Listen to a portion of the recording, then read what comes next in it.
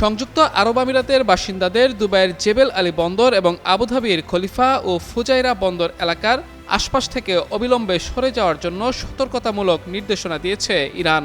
শনিবার দেশটির আধা সরকারি বার্তা সংস্থা তাসনিমের বরাতে এ তথ্য জানিয়েছে আল জাজিরা। প্রতিবেদনে বলা হয়, সামরিক স্থাপনার মধ্যে মার্কিন সামরিক বাহিনীর উপস্থিতি ও গোপন অবস্থানের কারণে এসব এলাকা এখন বৈধ লক্ষ্যবস্তুতে পরিণত হয়েছে এবং আগামী কয়েক ঘন্টার মধ্যে এগুলো লক্ষ্য করে হামলা চালানো হবে।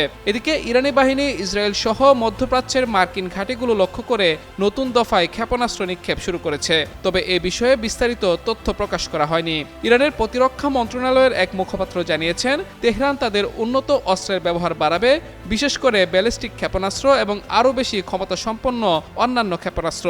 এরই মধ্যে ইসরায়েল এবং পার্শ্ববর্তী উপসাগরীয় দেশগুলোর দিকে ব্যাপক ক্ষেপণাস্ত্র ও ড্রোন হামলা চালিয়ে যাচ্ছে তেহরান।